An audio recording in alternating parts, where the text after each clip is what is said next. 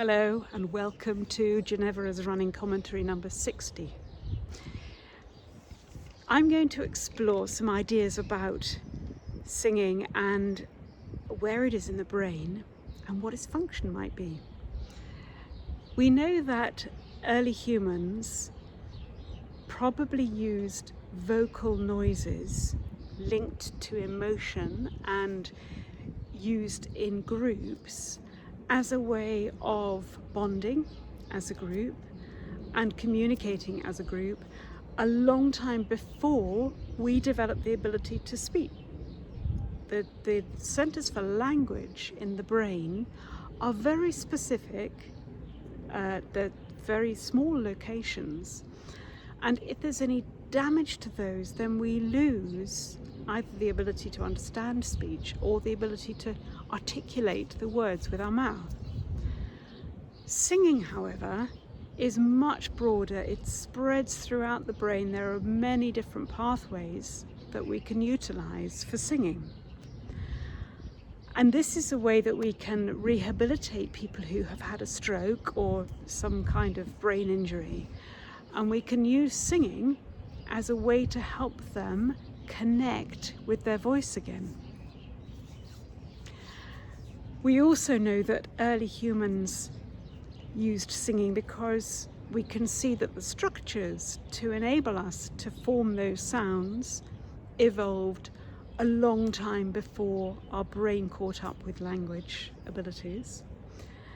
And we know that singing, especially singing in groups, releases a lot of positive hormones into the body, and these are measurable. You can measure the oxytocin release that helps us bond, that connects us to the people around us. You can measure the endorphin release, which is a feel-good hormone. It helps us to cope with difficult and painful situations.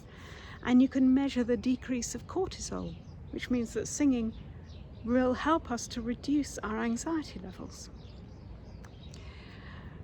We also know that infants respond to singing sounds more than they respond to speaking sounds.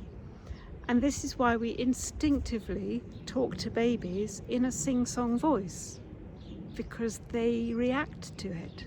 Their brains are hardwired to respond to singing voices. And our brains will turn speech into singing.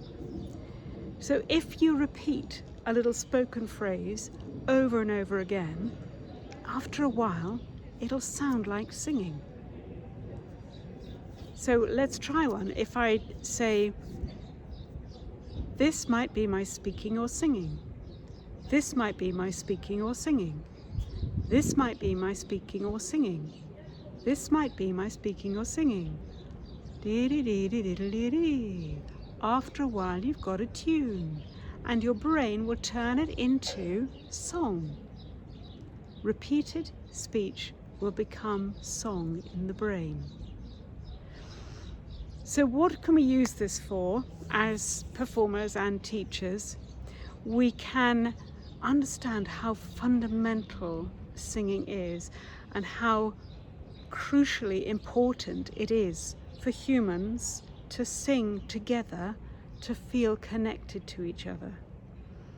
And this is everything from choirs to singing at football matches, to singing happy birthday, to singing at crucial celebrations like births and marriages and deaths, that we will bond and connect with the people around us. So singing needs to start young, and children need to be singing in school. Then it is completely normal for them and can be normal for them for the rest of their lives. So let's get those kids singing right from the outset and keep singing with them.